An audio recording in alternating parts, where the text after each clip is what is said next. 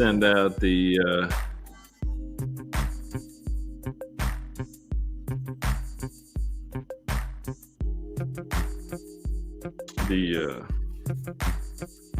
to all the places.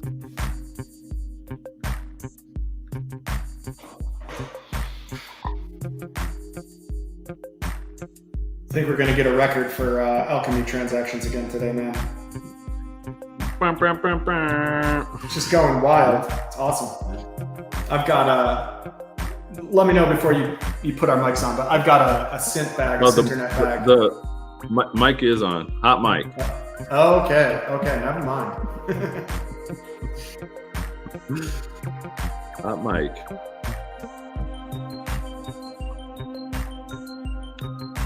I better get all those trades done really quick then. I'm just kidding.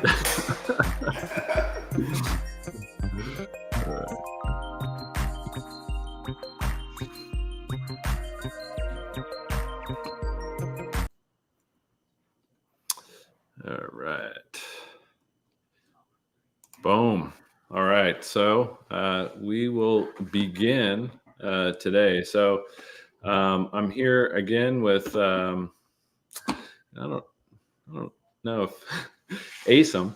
ASIM or Chris, either one works. All right. Yeah, I wasn't sure. A lot of people I never use my real name. I always use Dagnum because that's what everybody knows me as. Everybody knows me as Dagnum. But today we're going to be evaluating opportunities. So when evaluating investment opportunities, I think it's crucial to look at companies that actually get their fundamentals right, like Amazon and Palantir, two companies that I've talked about an awful lot. Amazon actually succeeded because they had a clear long-term vision to be the everything store, and they prioritized customer satisfaction, and they reinvested in their infrastructure. And they were continually innovating and stuff. And they focused on building a sustainable model which diversified revenue streams, much like some people's tokenomic structures. Palantir, on the other hand, focused on a mission to drive development and deep customer relationships and maintaining financial discipline. And they spent years on redefining their tools and complex problems to ensure that they delivered real value. So both of these companies early on faced skepticism,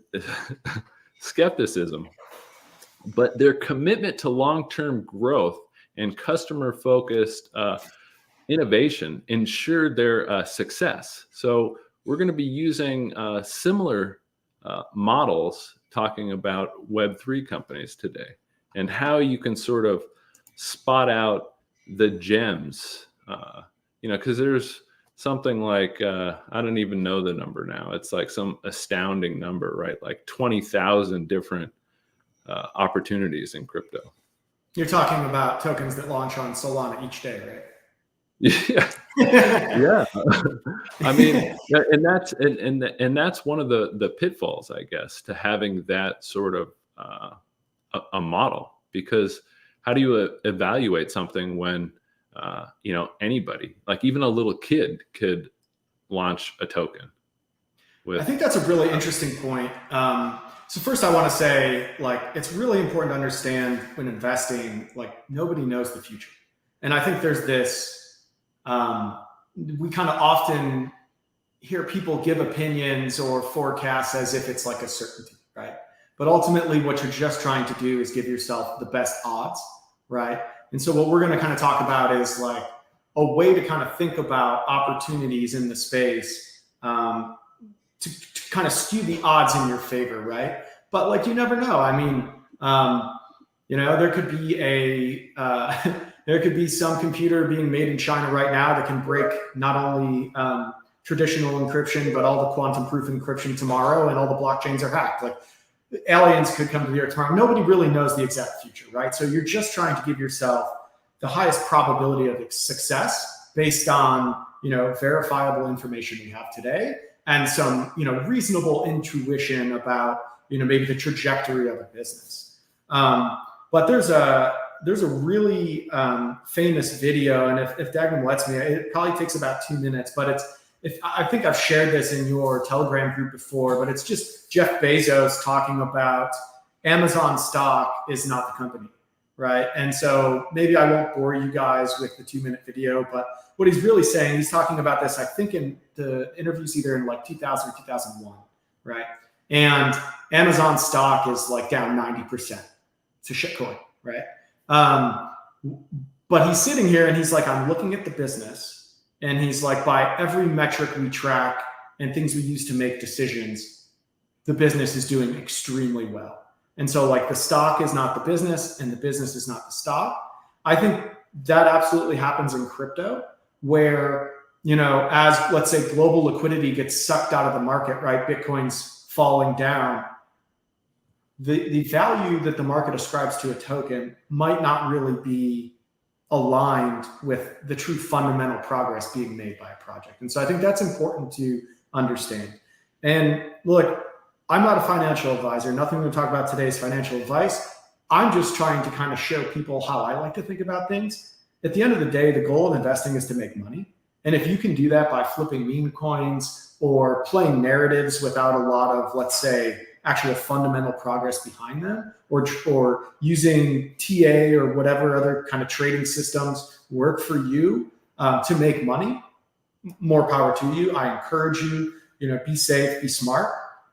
I don't have an edge in any of that. I don't. That's not what I'm good at. And I feel like, if anything, I have a disadvantage in the marketplace trying to choose which meme coin is going to pump and which one's going to go to zero. So what I try to focus on is, you know, really Web3 companies that are solving business problems for Web2 or creating new industries that existing companies largely like want to take advantage of. And the reason I really lean a little bit more towards companies where they collaborate with existing industry versus, let's say, you can be a disruptive collaborator, right? Like, I think we're going to talk about Alchemy today. I think that's an easy example, right? Alchemy is absolutely eating the lunch of digital advertising exchange players, but they're doing it in a way that plugs into existing kind of software stacks like Prebid. They're doing it in a way that appeals to the existing digital advertisers as well as the publishers. So there's a big difference between saying, like, you know, oh, my layer one is it's gonna take out JP Morgan and the whole finance industry is gonna be on my one chain. I think that's something that was pretty common in crypto to hear that kind of stuff like 3-4 years ago. And now I think you're starting, you know, to see people get a little bit more realistic about, well, what's the best way to kind of grow on like the economy of our chain to break into the industry we're trying to take part of. And that's really what I look for. Like, who's cooperating with the industry. They might be taking out some entities within that industry that are like rent seeking or not adding a lot of value, or can't simply do things as efficient or as safe or secure as a distributed ledger. And so that's kind of how I think about it. So maybe we'll start with Morpheus. Dagan, if I could share my screen. I just brought Alchemy up because it's something I'm most familiar with, if I'm just being honest. But yeah, and we'll circle back to we'll circle back. We've got several names we need to kind of get through, and so understand, you know, our ability to truly deep dive into the super weeds. Just given the amount of names we want to talk about today is a little limited, but hopefully I can just give you an overview on kind of the thought process. And so the first thing I think about when it comes to like a Web3 protocol or opportunity is the total addressable market. You might have seen me tweet about this or talk about it on Telegram. I often say TAM, total addressable market. And I think about that as really like, what is the entire opportunity set for this project? And so let's start with Morpheus, right? MNW. This is probably, to be frankly, undercutting their total addressable market, but it's a simple slide. It's illustrative. That's why I'm using this. But what we have is like supply chain management software, right? And so I literally just go and I Google supply chain management software market size. And There's going to be a bunch of people that want to sell your reports, but you can, after a little, clicking on a couple different options, you're going to see something that's going to give you where that market is today. So here in 2024, it's $20 billion. It's going to about $25 billion, right? Call it 29.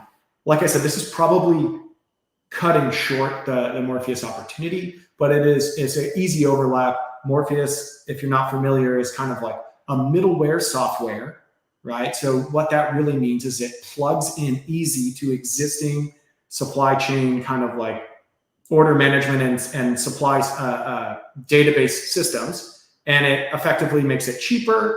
It puts the like the path of a piece of cargo or an item within a supply chain on an immutable ledger every step of the way, from factory floor to in the truck to at the port to on the vessel to the next port, the arrival port, to a different truck, to the store, or to the Amazon warehouse, and then to your house, right? Like it gives you this ability to track goods in a way that right now is done incredibly inefficiently. I'm going to paraphrase, maybe I have it up.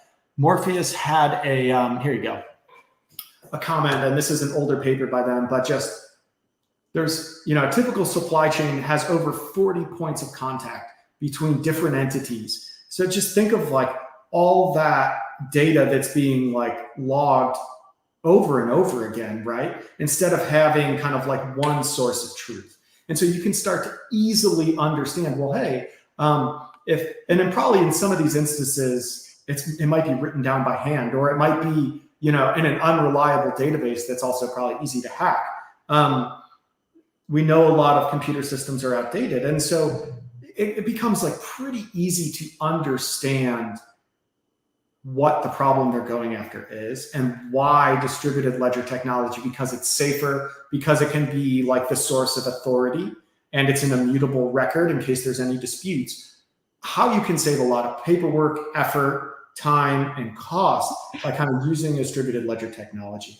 So then we kind of go back to this and you say, okay, well, this is an enormous market. I mean, $20 billion. And like I said, I'm probably selling it short. For the Morpheus folks out there, probably have a much better number in their minds that have researched us a little more thorough. And then I would just take something of like, what is the Morpheus market cap right now relative to this total addressable market they're going after? And I mean, I think what you would see is, their market cap is really, really small relative to that market. I want to say it's like, I don't want to misquote it here. I like to use CoinGecko in case anyone's curious. Never trust anybody's circulating supply on any of these websites, by the way. Hope that your team kind of gives you a transparent way to track that. But so Morpheus Network, we're talking fully diluted even 20 million. So that's what, it's like 1/1000th of the opportunity set. And so that's that type of massive upside. If they're just to get, let's say 1% of 20 billion is 200 million, right? Like you're already at a 10x. Again, probably massively undershooting that total addressable market. So it's probably something more like 100 or 200 billion. And there's multiple, like just with this one supply chain use case, there's multiple opportunities in there. I'm just going to share my screen for just 1 second, just to kind of show people just how serious this is. So this is from the White House, right? And so this is dealing with the CHIPS Act, and this is a matter of national security. And so they want to strengthen supply chain. And so this is a direct investment and a direct sort of initiative from as high as you can get in the federal government, right? And so here's a company that's announcing a $40 billion investment. There's Qualcomm. I'm sure everybody's heard of Qualcomm. $4.2 billion.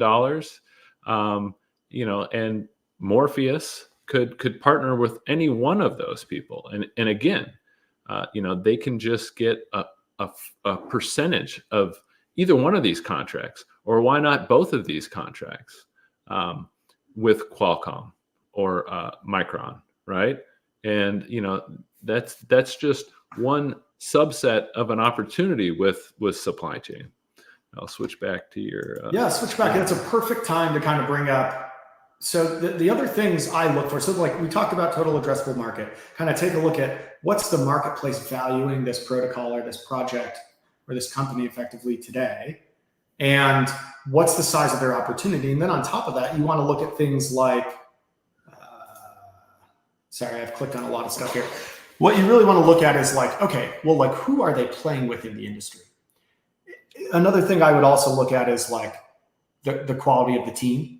And maybe we should start there first. So like you go to the team, what I typically look for, and I want to be clear about this, especially looking at the team is really important early in a project's life. You're always investing in people and you have to trust the people you're investing with.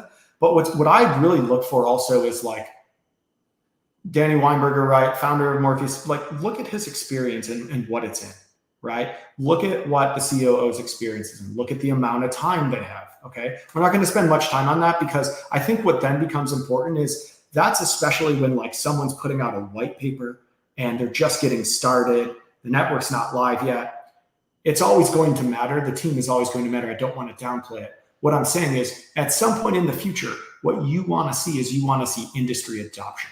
Who's actually utilizing this, right? If a project is actually attractive and solving problems in an industry, you should be able to see industry players, working with that protocol. And it might just be trials to start, right? And trials aren't guaranteed to convert into actual business, but you want to see that what they're doing is attractive to people who understand this industry. They see the value that the solution is bringing to the industry. And so this is something I absolutely look for. And I think what I would say is like through time, you want to see more and more of this as like a confirmation that things are moving ahead, that as the solutions are built out and the protocol grows, you're seeing more and more kind of adoption by industry. And sometimes like, I'm going to just make this up as a hypothetical, like maybe it's DHL doing a small trial and then 2 years later, DHL's now deploying this across like 5% of their warehouses or something like that, right? Like you want to see that progress through time, and not every relationship's going to work out perfectly, but you want to kind of see that evidence. And then other things I always specifically look for are like, do you see like governing bodies, government, things like that? Morpheus has won, I don't even know how many awards, like in both startup competitions, but then also just like supply chain technology awards. I don't know exactly where that lives on their website. But what I would tell you is they've won, I got to search some here. They have won numerous awards, as you can see here, right? Supply chain tech or supply tech breakthrough award. If you follow this project at all, that is a really good kind of barometer of their solution continues to be relevant. Not only is it being evaluated and taken up by industry players, but amongst industry players and governing bodies in the industry, they are effectively saying this is a standout difference maker for us. And so depending upon the industry that somebody's in, they might not really be as able to win this type of thing, but this is an easy example with Morpheus. And then, the other things you see, like Morpheus is a member of the EU, the European Union Blockchain Sandbox. They're vetted by the UN and ICC as a model law on electric transferable ledger compliant. Like it's just a soup of acronyms. But what you need to know is the UN, the EU, the Singapore Trade Trust Network have all kind of like said, hey, Morpheus, come in here, work with us. Let's figure out how we can kind of use your solutions to kind of better what we're doing. And so what's the big opportunity? What's the market kind of valuing that versus the size of the opportunity? Does the team, is it an 18-year-old who just dropped out of college and is really ambitious and wants to change the world, but might not have any experience in that sector they're trying to work in? Look, there's always going to be exceptions to rules. Some of those 18-year-olds that drop out are going to be the next Bill Gates or the next Mark Zuckerberg or whoever. But what we're trying to do here is not have certainties, by kind of going through these steps, looking at these different things, seeing the kind of verifications within industry, seeing the verifications and kind of like stamp of approval from governing bodies, what you're doing is like you're shifting your odds in your favor that this is obviously a legitimate project, but also relevant and has the ability to grow and be impactful within this industry.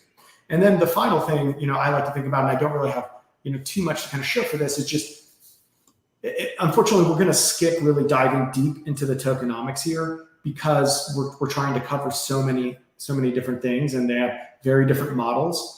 Rather than argue like what the ideal tokenomic model is, what I would say is you want the tokenomics to do two things. One, it needs to have a strong mechanism to kind of align the token value with the value of the network, right?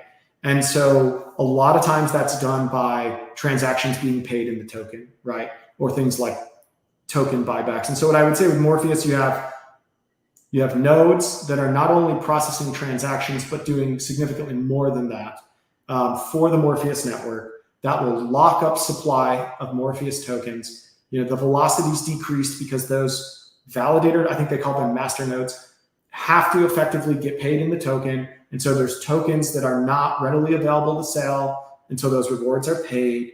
We've talked about similar mechanisms. You just want to make sure the tokenomics enable the token to reflect the value of the protocol or the network that's being created. And what I would say is, with Morpheus, having just touched the surface, it seems pretty obvious that the mechanisms in place here, locking up tokens to participate in the network, using the network to validate transactions and also do other tasks in the supply chain, really kind of creates a powerful incentive for people to buy and to be able to partake in that network. And then on top of that, it slows down that token velocity, right? Which really, if you're not familiar with that saying, what that means is the token can't be instantly reused over and over again, right? That's just kind of like an added kicker that kind of at a certain level of demand, at a constant level of demand, it makes the token more scarce because the token available to kind of be purchased for those transactions in the network it's more scarce because it's being utilized in the network and not readily available to sell. So that was kind of a quick run through from Morpheus. I don't know, Dagner, if you had any points. I mean, there's a lot we could talk about with this one, things you wanted to point out. No, I mean, I think that all those points are exactly right. I was going to share just like when you're looking into people, just, like who's involved and who's connected, kind of like you were pointing out with Morpheus. So let me share my screen here, for example. So using Constellation's example, so this is their Iron Spider graphic, right? And they have this this company down here that a lot of people don't know, but this Sapenia down here. And so how that came to fruition is this partnership with Space Isaac. So you can see Space Isaac, which Constellation is a member of. Look, there's Microsoft, L3 Harris, Deloitte, and here's that company again that's part of Iron Spider. You've got Raytheon, Spider Oak. These guys are super huge too.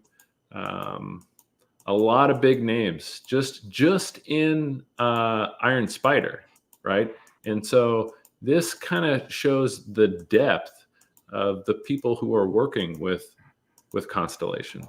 So to bring back your example of Jeff Bezos, when market sentiment was really low with Amazon, I mean, it was clear that they were doing something correct, even though the market might not have understood what they were doing. But like as you can see here with Space Isaac, so these are all the people that are in Constellation's orbit, and some of these people are actually involved in utilizing this technology, right? So Booz Allen, I think they're now part of the National DigiFoundry. and National DigiFoundry is building on Constellation's network. There's also Microsoft is part of this. Northrop Grumman, I don't know if Northrop Grumman is involved in National DigiFoundry, but Microsoft for sure is, right? So that's 2 different points. That's actually 3 now with Microsoft. So you've got Space ISAC, you've got National DigiFoundry, and Forward Edge AI that's partnered with Constellation, has a direct relationship and partnership with Microsoft. So these are the kind of things that you want to be looking for. So just ignoring the price for, just a second, this should make you take pause, I guess, just like with Morpheus. Like all the people that are in Morpheus's orbit, right? These people wouldn't align themselves with a scam. Yeah, and I think the other thing is in crypto, there's like a lot of the expectation to get from idea to like live chain with tons of activity is just unrealistic, right? And I think what you see is you can see that happen on things like DeFi or retail driven projects, right? Like I'll just use like Axie Infinity as an example, right? Like a simple like Web3 game goes viral, they're printing money, right, left and right, and that ramp up of the revenue that Axie Infinity was able to create on that one hit game, on that one kind of like ecosystem was phenomenal and incredible. The difference in why, for me personally, I go after like enterprise revenues is like it, as like the ability to make money with that game, as the user base started to flatline after tremendous growth for Axie Infinity, like new people weren't making money. They were actually losing money by paying for Axies and so on and so forth. And then what you see in a typical retail cycle, and you see this with crypto cycles, like the activity on Ethereum, the value that these Web3 games are bringing, the value of these like metaverse spaces people are buying real estate in, they go up and up and up, and it's a bubble and it pops. And then what you see is like, well, how much money is Axie Infinity making today? What is that, that plot of land in some, Web3 metaverse that you paid, 2 ETH for, 3-4 years ago? What is that worth today? And so look, again, if someone's able to kind of play those cycles and that's what they're good at, more power to you. For me, what I like to look for is enterprise revenues. Now, the downside of that is these enterprises don't go from 0 to 60 very quickly. They start a relationship, they talk behind the scenes, maybe they inject some capital, maybe they do a small trial, then a bigger trial. These things take, months and months and months, if not years, to kind of play out, right? Morpheus didn't just get tapped on the shoulder and the EU's like, hey, come in our sandbox. Like we heard about you yesterday. That's not how these things work. And so I think sometimes you have to be honest with yourself. If you're going to look at things in kind of the enterprise space, maybe your time horizon has to be appropriate for the speed at which enterprises, these large, huge companies, which by definition, once you get to this size, you're pretty risk averse. They tend to move a lot slower and methodical. And if they do, if DHL does take up Morpheus, to kind of stick with that example, they're not going to roll out Morpheus across their entire supply chain in one day or even in 1 week. They're probably going to trial it in a small area. It does well. Okay, roll it out to like just this state or just this small country. Okay, let it go for a month or 2. Let's see how it's going. Okay, it's actually going really well. Let's start rolling out to other things. And so just wanted to kind of make that clear for how you have to kind of think about these things, and that a lot of the effort behind the scenes in the enterprise space, you don't see that progress until like it's very mature, typically, right? I could give you countless examples in the enterprise space. Maybe this would be I don't know if this is where you want it to go, but I just think that this is maybe a good opportunity to transition into the alchemy example, right? Because so alchemy in like globally, they're not really that recognized by the public. Like people just have no idea who they are or what they're doing. And then, even going a little bit smaller than that, as far as the broader crypto community, there's not much awareness on what it is that they're doing. So last year at this time, 12 months ago, Alchemy had, I think under 100 publishers using the platform. They were doing, something like 20,000 transactions daily. So fast forward 12 months, there's almost 2,000 publishers, and they're doing right around 2 million transactions a day. And these aren't just small kids on the block that are using Alchemy for their business. I mean, we're talking about Coca-Cola, Amazon, Meta, Facebook, New Balance, Disney, top companies globally are using this exchange. Yeah, if you share my screen, I've got that up. I mean, on their website here, I mean, you can just see these names. Dagnum's talking about Disney, Hertz, Meta, New Balance. I mean, Pokemon, Top Gear, maybe not the biggest company, but I think they're cool. Sky Networks, right? Sky News, all of that. Zipcar, Amazon. Look, I think let's just quick kind of talk about maybe the kind of do the same analysis for Alchemy as we did for Morpheus to kind of keep it uniform. But to Dagnum's point, really quick, I would just say Alchemy only left beta in like mid-December. So they're not even a year out of beta. That a year ago he was referencing, they were literally in beta for their exchange. And so to even probably get to that point a year ago, how much work, time, and effort. I mean, Alchemy had been around well over a year before that, and that was all just building the tech, probably knocking on all these doors, trying to demo the tech. It takes time to kind of like win over clients. And I think what I would highlight too, and is like on the publisher comment, right? So if I go here to their publishers, this number, Dagnum, like 2 weeks ago was like 1,200. Maybe that. I think it was 600 like a couple weeks ago.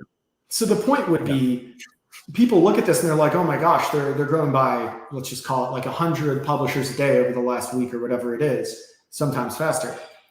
What you have to understand is that probably took like over a year of effort, right? Like, I'm not going to speak for Alchemy. I don't know what goes on behind the scenes, but the way it ends up showing up in the business on chain, it seems like they just snap their fingers, or as some projects like to say, flip the switch, and all of a sudden you have this massive publisher group. No, it was tons and tons of legwork of demoing, the advantage of Alchemy, of having those conversations, of the sales force making inroads. The first time you speak to a Coca-Cola, you're not speaking to the decision maker, right? It's several conversations to get to the decision maker that ultimately will give you a small trial run to see if it even makes sense for them to start giving you a sliver of their advertising business. And so I just wanted to point that out. But if we just, and this also ties into what we were talking about in the beginning, like going after the total addressable market, and if there is an opportunity. So like when I first was aware of Alchemy, I knew next to nothing about advertising. I have no idea really about advertising or how it works. But what I do understand is, Google and Facebook's grip on it, and the total addressable market there is huge. And so if you've got a company that's going to disrupt that, these are the people that you want to look after. ARK, everybody knows ARK Investing. That's their name of the game. They go after and they go hunting for market disruptors. And so when I was first aware of Alchemy, I looked at that and I said, man, like this is huge. Like there's definitely a need. There's definitely a market for it. And if they just get a fraction of this, it's a game changer. Yeah, that's exactly right. I had no idea like how digital advertising worked. Like I knew it was a thing. I had no idea how big it was, same as you, until I kind of looked at it. Like I didn't in my mind really tie together like, oh wow, that's where Google made all their money, right? And so like, look, just to kind of do the same analysis, like digital advertising right now, I think it's like, look, they want me to pay for this information, so I can't get the exact numbers, but I do know them off the top of my head. This is a project I'm very familiar with. I think it's about 600 billion today, going into the 700 billions in 2020. I think by year end, and by, depending upon whose forecast you use, 2030, you're somewhere between a trillion and 1.2 trillion. Now, a healthy chunk of that is going to be things like YouTube, Google search, Meta, effectively Facebook, right? Which is a walled garden that, absent the Department of Justice in the US breaking up these entities, which, if you're paying attention to Google, seems a lot higher probability today than it was a couple of years ago. But let's just put that aside and let's assume that's like 60% of the market conservatively. You're talking a $400 billion industry in 2030 to 480 billion. Alchemy's current market cap, I want to say, is like $20 million. So you just, it's that same as we kind of outlined with Morpheus, like they don't need to capture, and I think Alchemy's stated goal is like 1% of the total digital advertising spend pie. And then their actual revenue, like net revenue from that would be, whatever that number is. Let's say it's like $10 billion times their average fee, which might be like 6.5. But it just shows you that like there is this enormous market that they're going after. And then what you want to be able to see, from somebody like a Morpheus who also highlights this, or somebody like, an Alchemy is, okay, well, like, what does it do? Okay, they think the market's broken. Well, why? Well, look at how much of this ad spend is just wasted on the infrastructure to get you to see the banner ad when you load a website or the video when you watch a YouTube. I mean, we're talking 43 cents of every dollar, right? And then they go on to explain, well, like, why is that the case? And like, how are we different? Well, rather than having all these middlemen here, right? All these middlemen, they're all taking a fee between advertiser and publisher. With Alchemy, they're the only person in between, right? And so this is like where the advantage of distributed ledger is you can remove these middlemen. And then like we obviously know the advantages of digital ledger. It's an immutable chain. It's a lot harder to hack on a decentralized network. I mean, this is going to be continuous through any of these solutions we talk about. With Alchemy, what's also really powerful is, they're doing this in a way that is way, way less energy intensive. I don't think most people have an idea that the digital advertising market, I think it has a larger energy footprint than the entire airline industry. So that probably, you got to think about that for a second. Let's say it again. The digital advertising market, so all these servers and all these data centers eating power to show you ads when you browse the internet, when you're looking on your phone on an app, when you're watching a YouTube video, it costs more energy than the entire global aviation industry. That's insane, right? So you're reducing fees. You have transparency like any digital ledger solution, right? Immutable digital ledger, anyone can look up, and you're lowering emissions, which this is important for Alchemy because it's important for the advertisers and publishers, right? So it's another kind of thing. If you're Meta, for example, maybe getting carbon neutral is important to them. Alchemy can help them get there, right? So you got to kind of always think of the angle of like, what do your clients want? There's a couple more things we could talk about. I could probably talk for 2 hours on the Alchemy tokenomics. What I would say is they have very strong mechanisms that allow the token to kind of track the exchange activity. And so we'll go back to that screen Dagnum had. This is literally the Alchemy exchange right now. Each one of these lines is daily transactions. We can continually refresh it and kind of get new transactions, right? And it'll probably post to the ledger like once every couple of minutes. But any single one of these transactions, so this one kind of, think of this as like a an entry on the digital ledger, right? Within that entry, you actually have 3 ads stored, right? And so then you have the different bids for this ad, what the ad costs. By the way, these prices are, you divide them by 1,000. It's CPM is the nomenclature, the acronym in digital advertising. So somebody's not paying $6 for you to see, that banner ad, but they might be paying, somewhere about 0.6 cents. It just depends based on, the cookies that the user presents, based on the type, the format of the digital ad, whether it's a YouTube video or just a banner ad on a website, it's an ad in like a mobile game. That cost will change somewhat dramatically, all the way up to this number being as high as like 50, and as low as like probably like 1 to 2. So you can see that for this one, there was one bidder, they won. You can see the result. Obviously the one bidder is going to win. So let's look at a different one. Well, this was the better example. Sorry, if we do the bid responses, you can see there's different bids. The highest bidder is the winner. That's the winner. Everything's saved on the ledger.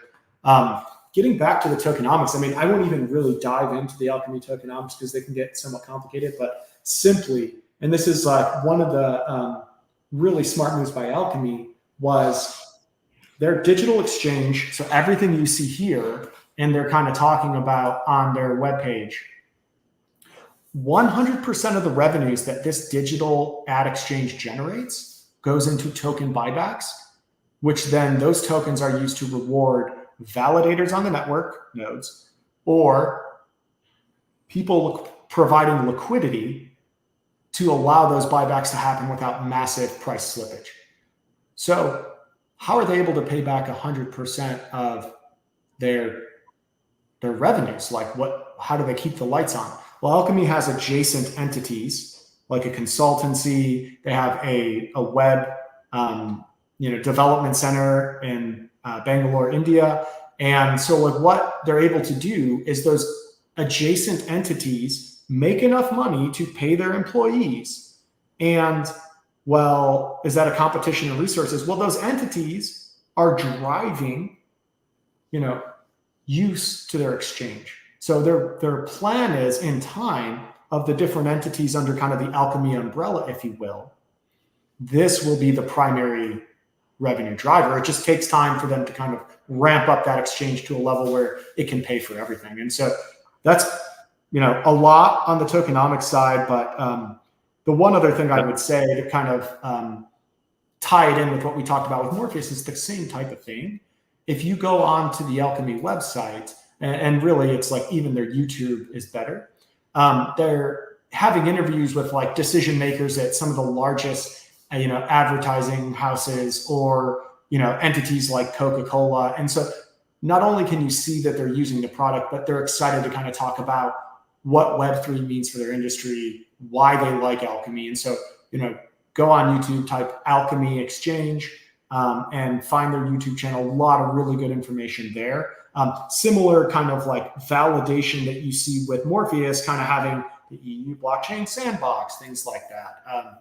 Yeah. So and I think this would be a good time to maybe transition into somebody else that I believe is talking with them, but it kind of brings in both of these networks as far as the collaboration, and especially when you're talking about like on a like from a legal standpoint, because, whether we like it or not, all these things have to be regulated, and you're not going to have these big players use something if it's not given the stamp of approval by the people that, make the rules. So the other network that I really like is Checked. So I don't know if you have that up. Oh yeah, I've got it all. I would just say one point on your comment, and this is interesting, is like there is potentially some, to say regulatory arbitrage is maybe incorrect, but there are different, we know that right now in the Western world, generally speaking, crypto regulation or Web3 regulation is not necessarily set in stone, and that's in any market for the most part. But you would have more clarity in places like the UK where Alchemy is based versus, let's say, hypothetically, the United States, where you've had, Gary Gensler, effectively going after different US-based crypto companies and really some foreign crypto companies. And so, we're in the early stages of tokenomic models, and maybe what Alchemy's doing, you maybe can't do today in the United States. Maybe you'll be able to in time. Maybe Alchemy will find out in 5 years that they need to tweak it to kind of fit. I think the UK regulations are actually coming very soon here, but that's something to note. And so when you think about the tokenomics, what's important is that the value of the network, the value of the protocol is there's mechanisms to allow the token to reflect that. And people are going to try to optimize based on what they need in terms of like fundraising, what they need for the health of their network, but then also, what they feel like they can do confidently so that they can go after these big clients without, causing a headache. Because the last thing you want to do is go, hey, Coca-Cola, I know you decided to use my ad exchange, but turns out like the FCA, which if you're not familiar is the SEC for the UK, just came and said like, we got to shut it down. Good luck ever getting that business again, right? Yeah, and while you pull up your stuff on Checked, I'm just going to double down on working with these regulators and to tie back in how Constellation and their Metagraphs work in with this is they've been deeply entrenched with the federal government here since 2019. Just last week, they met with the Secretary of Defense talking about how to integrate Iron Spider. And so that Iron Spider platform can actually be used and leveraged by enterprise. And if you wanted to get a window into what that looks like, you can just look at the National DigiFoundry. You have the National Science Foundation, you've got the Space Force, you've got the U.S. Treasury Department. And within this National DigiFoundry, you have multiple stakeholders from not only the federal side, but also the private side. You have Microsoft is involved in here. You've got IBM that's involved in here. And the only reason why they're building on this Metagraph is because the federal government has deemed Constellation as a secure, scalable solution for digital assets. And that's how you get all of these people on the table with, together is the government says, yeah, these guys are trusted. We like their network. We use it. You should use it. And I would just point out too, Dagno, it's to me, it's really important. And this is like the easiest example. If you're working with the US government and like their Department of Defense and different industries, sorry, I'm getting a call over here. Then that's a pretty good shield. If somebody kind of tries to go after your project, hypothetically, not that you're doing anything wrong, but maybe the rules are somewhat gray in the US, right? They're probably going to get a tap on the shoulder from somebody pretty high up in the Department of Defense saying, hey, we are using these guys, back off, or tell them exactly what they need to do to be compliant, and we'll make sure that happens because we want to use this technology. And then in the example of like Alchemy and Morpheus, Morpheus having the EU sandbox, they're probably pretty safe there. But also, if you're working with entities like on the Alchemy side, Coca-Cola and Meta and Dell, and on the Morpheus side, if you're working with the DHLs of the world, and on the Constellation side, you're working with the Panasonics of the world, the IBMs, the Microsofts. These are very powerful entities, right?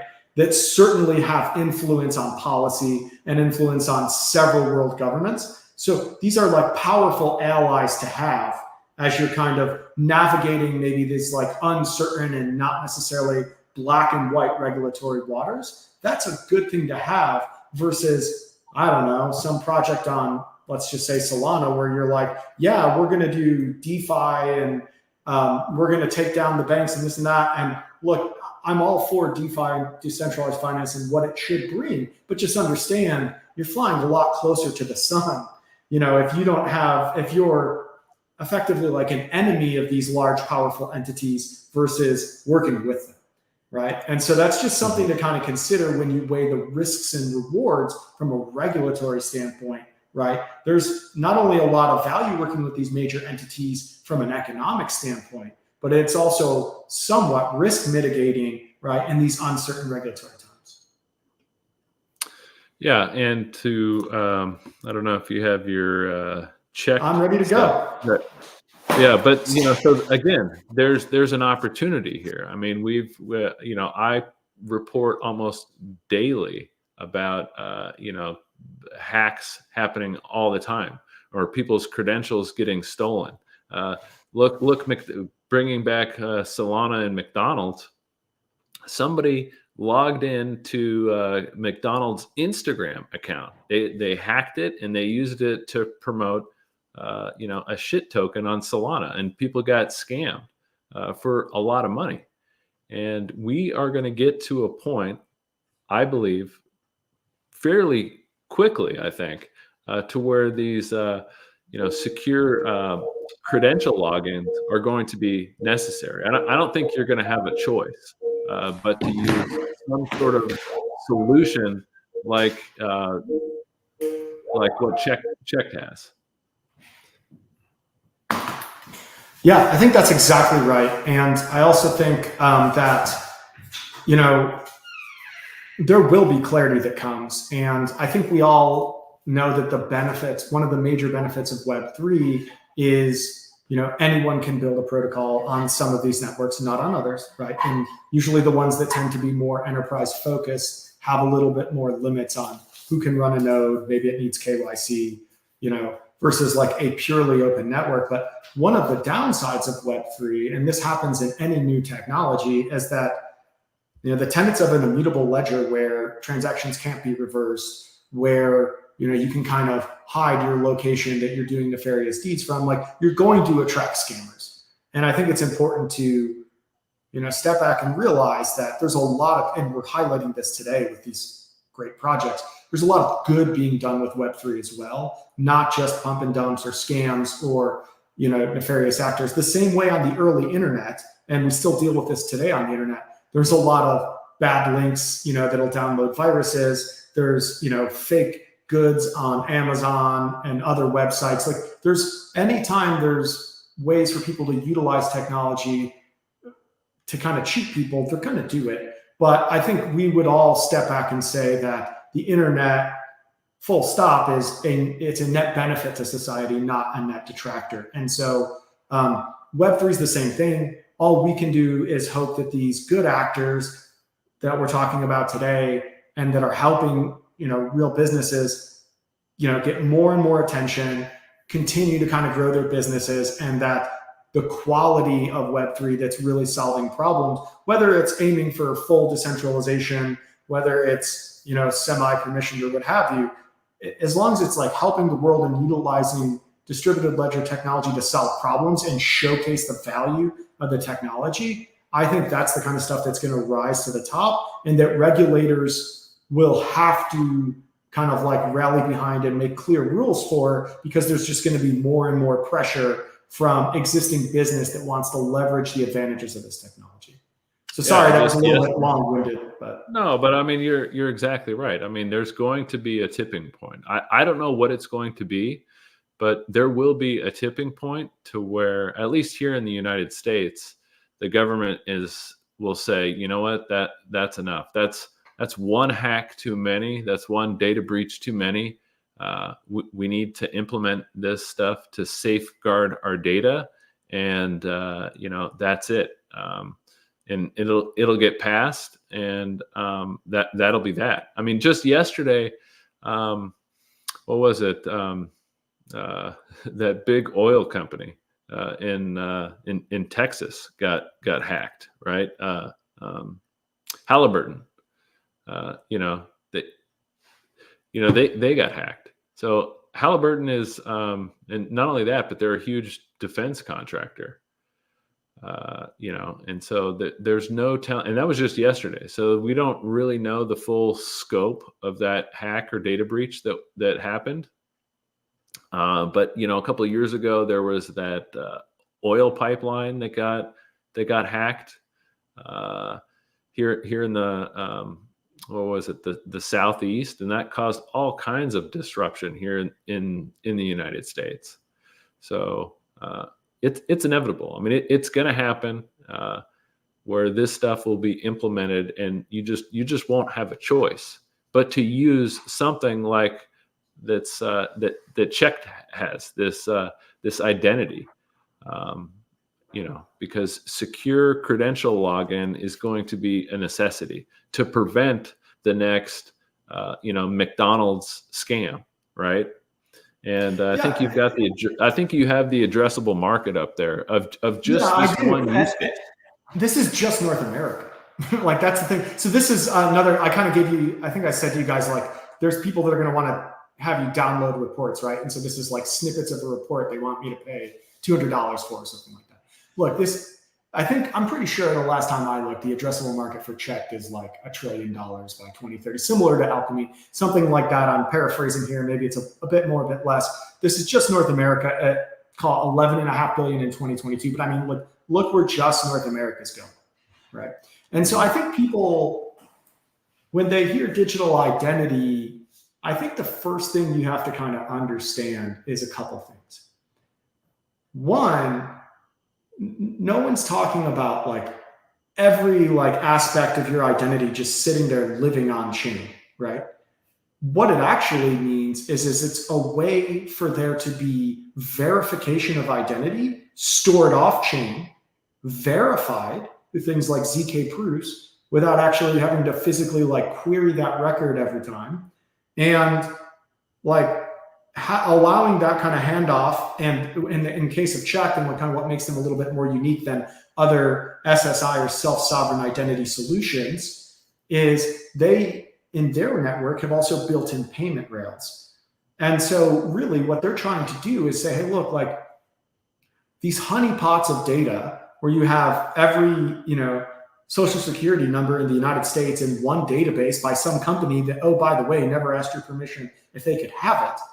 This kind of stuff needs to be stored in way more secure, locations that are kind of like air gapped, or at least like super safe and very limited access. And then what we can do is we can have a secure system, and there's lots of different vendors that are going to be part of this. It's not going to be one, everything's going to run through Check.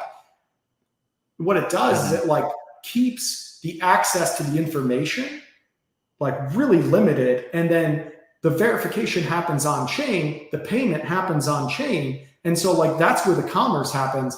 You don't have to go and like check the record in the same way you do now. And maybe even more importantly, with what we're seeing with all these hacks, you don't have these honeypot databases where, like, how many companies in the United States right now have all of our social security numbers? Like, I don't know, probably like 80% of like large companies. Why is that information replicated and stored everywhere and easily taken? It makes no sense, right?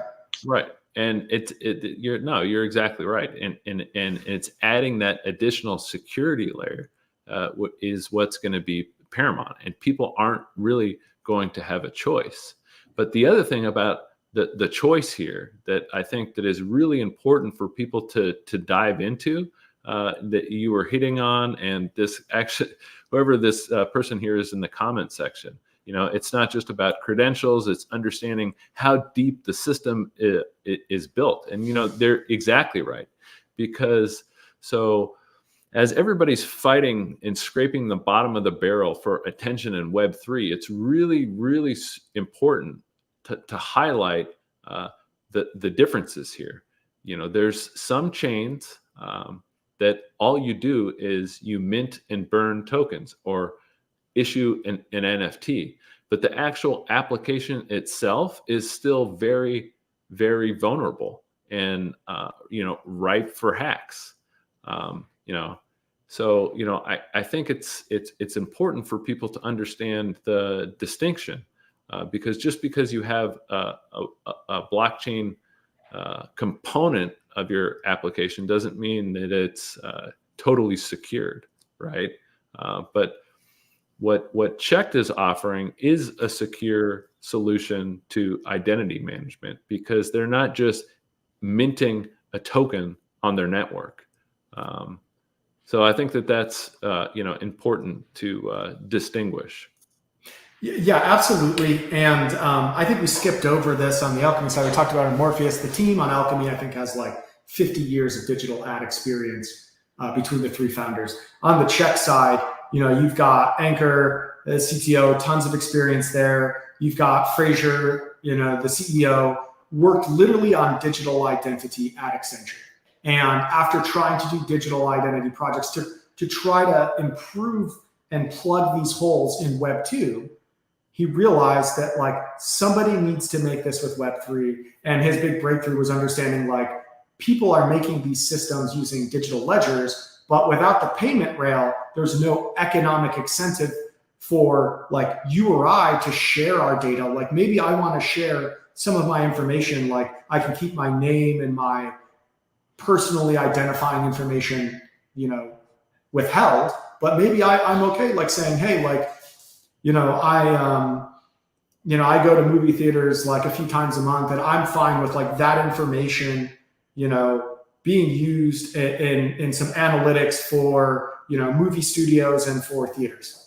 That's fine with me. Why is like Google, going to track me on the internet and see that I bought, movie tickets or what have you, and sell that information probably with my individual identifying information? Why couldn't I join Check Network? And I can decide who can use my information, whether it is individually identifying or if that's abstracted away and it's just some data points like this person lives in the United States and they're between 20 and 60 years old and they go to the movies once a month, right? Like that type of information can still be powerful. Well, by having those payment rails, right, Check like allows me to be incentivized because I can get paid for that information, right? It gives the people that join the network a way to pay me for that information, right? But me as the data owner, whether it's me or a business or someone else, whether it's like the DMV in California, like can decide whether or not to share that data. Maybe multiple people bid for it. This idea of like a data market kind of like opens up. But what Fraser had seen is that like you needed to have that payment rail as kind of like an economic incentive mechanism to make the data owners want to share their information, but also give people that want to, maybe like update a record. Maybe there's a digital identity for my license, right? Well, maybe I never renewed it. You need a way to be able to update that digital record to say that, ASIM's license is expired, right? So someone's going to have to pay to write that to the ledger. So you need that kind of payment rail. And Check, as far as I know, is the only, digital identity solution. There's others out there that has built in these payment rails. And another thing that Check's doing, and this again, it's like we talked about it with Morpheus, we talked about it with Alchemy, like rather than Check saying like we're going to be the one-stop shop that everybody uses, a brilliant part of their strategy has actually been to say we're going to become compliant with as many digital identity players there are out there possible. And I think right now they're compliant with about 70% of like the digital identity systems out there. And you think about that. And so maybe they're trying to get that to 80 or 85. And so their point would be, no one's going to just always choose our ecosystem. But if we can end up being that infrastructure layer for a majority of ecosystems, and we have that payment infrastructure built in, so they don't have to do an additional task or an additional integration, we're probably going to win a good part of that business. So really smart, and kind of goes along with like Morpheus being middleware software, with Alchemy, working with pre-bid and basically being able to be utilized by the existing systems that websites and digital advertisers use today. And, certainly DAG has done a lot of work on that. How can metagraphs make sense for existing Web 2 workflows? And I'm sure you can speak more to that, but that's the type of thing where you don't want somebody to have to completely change their workflow, but allow this new technology to integrate in seamlessly. Please go ahead. Well, yeah, so I can bring up a perfect example that can sort of tie all three of those, together. So in a perfect world, maybe I'm giving somebody an idea here. So Constellation has a DPIN device, the door technology, and it uses, the same sort of zero knowledge proofs that you were talking about. It takes the data from foot traffic and it anonymizes it. So, nobody really knows that it's like, my Dagnum's house, if I was going to use my house for an example, at this location, all of that metadata is completely anonymized. So we could be, in a world relatively soon. I mean, somebody could be working on this right now via the hackathon, where an advertiser could direct targeted ads, to me, to my location, based off of how many times I go in and out of my house. Or if you were a business, maybe you're one of these small to medium-sized businesses that I've talked about. Because so when you're talking about the global economy, 60% of the global economy is actually not made up of the Amazons, the FedExes of the world. They're actually made up of these small to medium-sized businesses. So these small to medium-sized businesses could leverage something like the Door device. You could do targeted advertisings in conjunction with this DTM, and you could even have secure credential login from Checked, and you can have that all tied in together using a secure network, like from which Constellation provides. That the Department of Defense thinks is secure, unhackable, and quantum resistant. Yeah, I mean, imagine like you walk through a door and you get a ping on your iPhone or your Android that says like, this is Constellation Network. You just walked into this store. Do you want to verify your identity with this store using Checked Network? Yes, I do. Great. You click a button on your phone, Checked verifies it, and then it's like, congratulations, you just got minted a Constellation NFT to save 15% on anything you buy today. Right? Like, there's a lot of creative things, and this kind of brings up a bigger point I thought we were going to get to later, but as we're kind of talking about these different entities, you notice like I'm not talking about what the fair value is or what the best opportunity is. Like, that's not the goal of today. The goal of today was to show you that there's like really great things happening in Web3, and that how big some of the opportunities are for like the very different business models.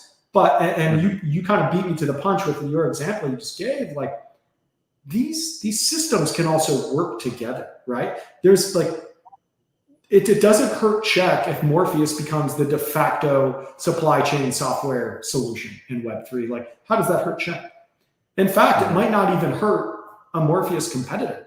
Maybe that just speeds up the adoption of using Web3 tools in supply chain, and their competitor that's in second place grows a lot bigger than they ever would if Morpheus wasn't so successful. And so I just at least wanted to make the point while we're here of like, the opportunity, the pie is so enormous to fix these problems using distributed ledger technology that rather than a lot of the like tribalism we see in the like crypto Twitter investor base or the Telegram investor base, like understand that any of these entities being massively successful just brings awareness to the technology, probably accelerates the adoption of Web3. And oh, by the way, as we gave with that Check and Constellation example, like there's opportunities to work together, right? To solve problems that individually one is maybe not as well positioned to solve. And so I think that's that's important to understand. I mean, to even expand on your example, even a bit more, you could even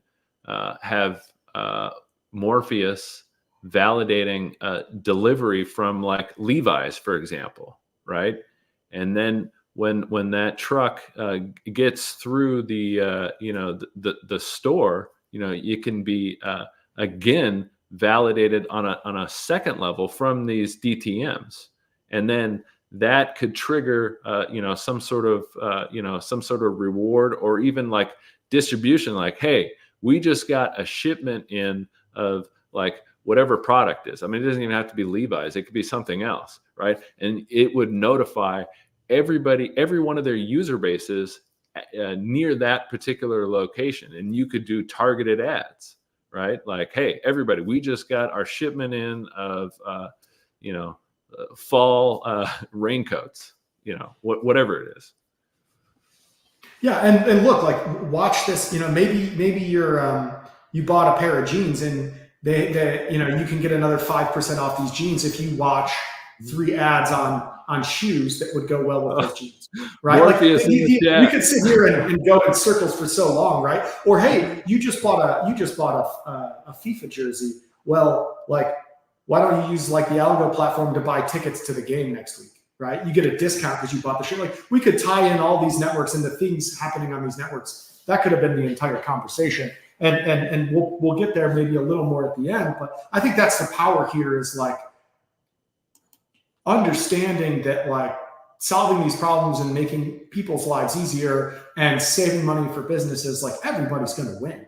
And so we like to look for things where that's the focus, not necessarily like a quick, pump in a cycle where it does a 10x and I'm out and I'm never thinking about it again. Like, it's sorry to cut you off there. We got Morpheus in the chat even. Yes, wow. We can do that. See, that is really cool. That is really cool. Yeah, that is like super cool. And I really think we're going to see more collaborative efforts between different ecosystems, because that's how everybody wins. Everybody wins when you collaborate together. It's kind of like the bundle of sticks analogy, right? So, Constellation by themselves may be strong in certain aspects, but how we all win together is if, instead of just, like one stick saying how strong it is, if you get a bundle of sticks together, it almost makes it unbreakable, right? All collaborating together and using different strengths from each ecosystem and tying it all together. That's exactly right. And I don't know if my screen is sharing. Is it sharing right now? Yeah, it is. Okay, so sorry. I apologize for people who have listened to me speak before, because I find a way to fit this graphic in about as much as I possibly can, but it's because to me, it's one of the most powerful concepts of Web3. And like, you have these kind of platforms, like, let's just use like an Alchemy, which is like this network, right? And I sent you guys, check your DMs, the Morpheus people. I sent you a link to join the space. Oh, cool. Yeah, that would be awesome to have them come up here. The idea is like, Alchemy by themselves, it's like it creates value. Now, maybe Alchemy figures out other ways to, leverage their technology, like, replacing hypothetically like cookies on the internet with things like wallet login. And then they're going to start to get Metcalfe's law, network effects within just their own ecosystem, right? And all of these ecosystems, are hoping to eventually get to like these network effects where, like, we'll talk about it with Check, they're doing more than just identity, or they found other use cases, because I do want to get back there and not cut them short. But once you start having these, networks kind of overlap in some of those examples we used in the store of like the digital ad, the coupon, using the door monitor, like now you're getting Reed's law. And like, all you have to understand, I don't know if this one has it, but if this was visual on a chart, right? Sarnoff's law is like an up and to the right. Metcalfe's law is like a parabolic curve, and Reed's law is like an exponential curve. And so the point would be is that as Web3 networks connect and interoperate together to solve problems that Web2 can't even approach today, by like leveraging each other's strengths and the capabilities they bring, what you're going to see is the commerce pie grow exponentially. And so that's really where Web3, I think, is going to be in like a decade or so. And that's really exciting because, probably some of the guys we're talking about today are going to be like big cogs in this machine, right? And this reads, and I guess big nodes in this network is probably, this network of networks is probably the better way to say it. So I just wanted to make sure we touched on that.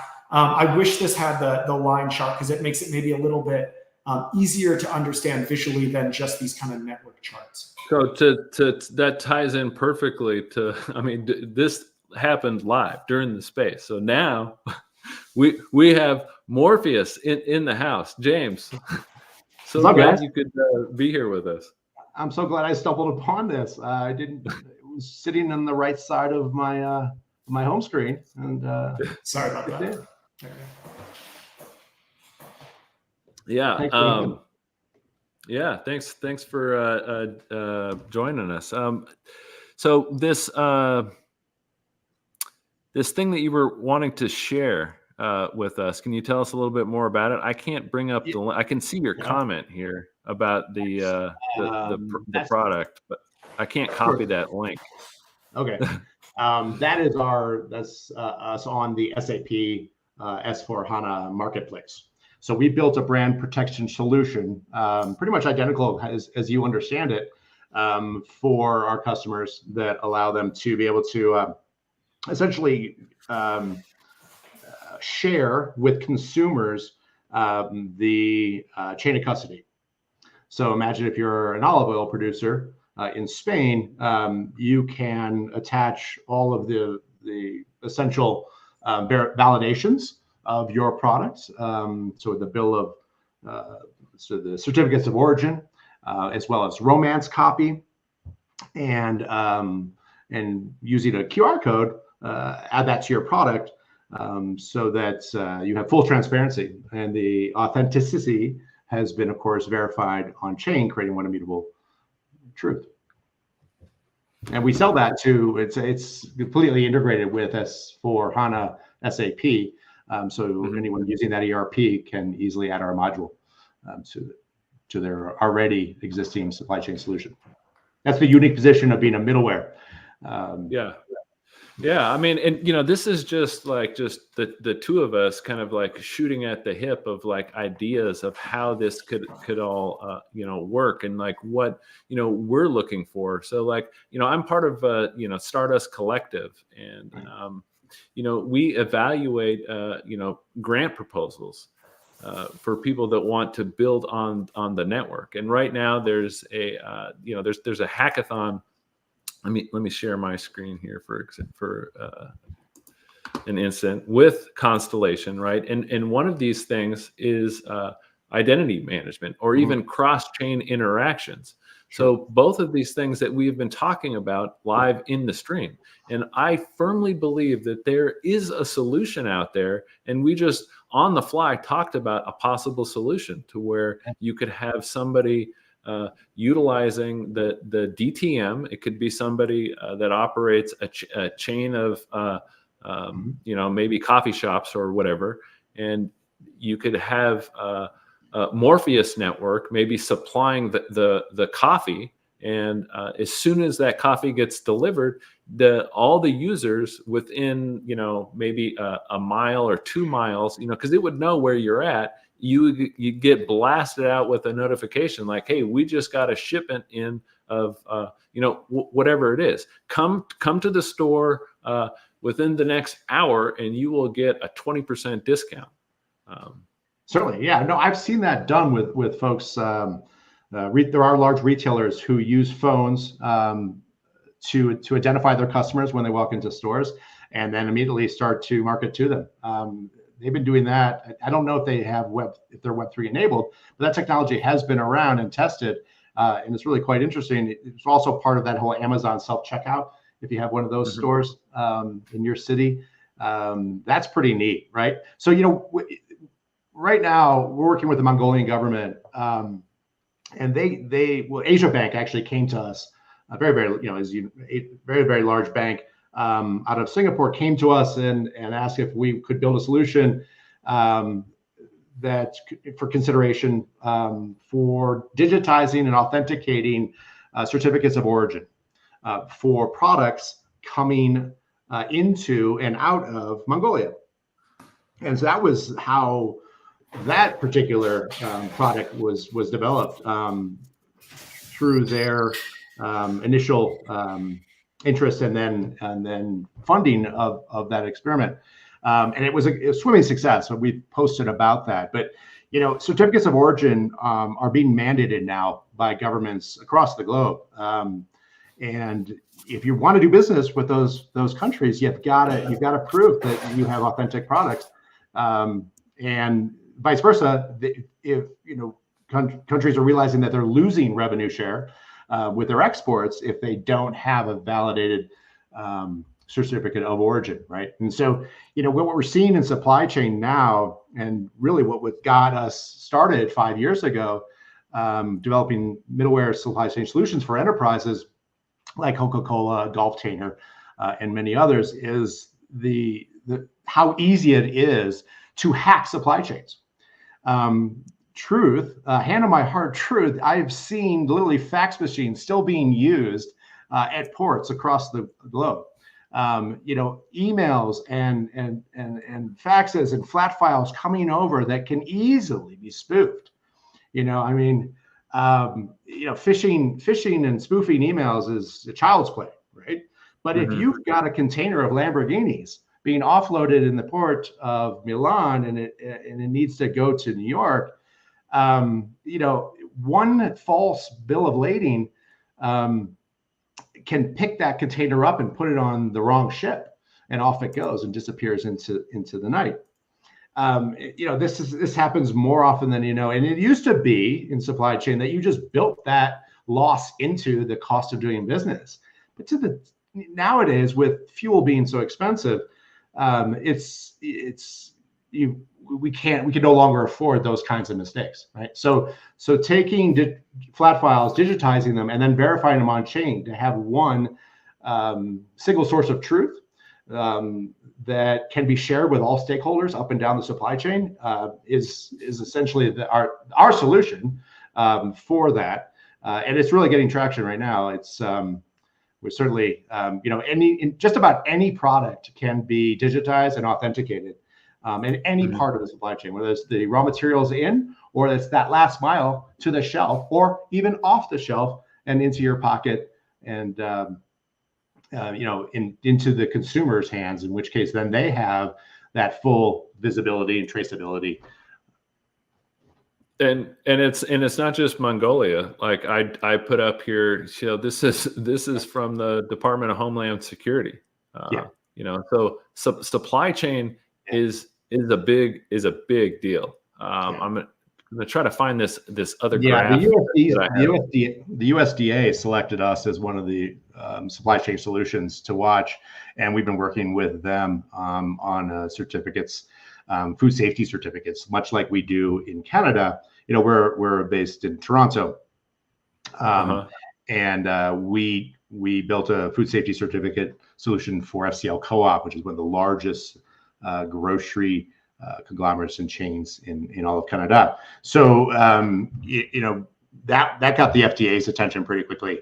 That's critical, because now we're talking about lives, right? We're talking about food safety and lives, and there really is no process right now for recalls other than just taking those batch numbers and putting them on a website.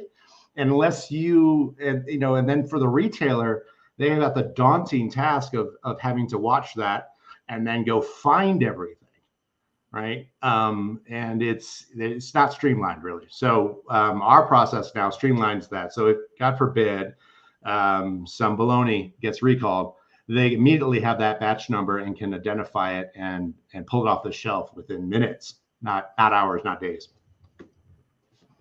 Yeah, no, you're exactly right. And I don't remember who I was talking with. It might have been you, Chris, but we were actually talking about this exact issue as a use case for blockchain, because from farm to table. So it's going to be very, very critical moving forward that you have a clear chain of custody and knowing exactly how that food was sourced from inception, all the way to, when it arrives at your house.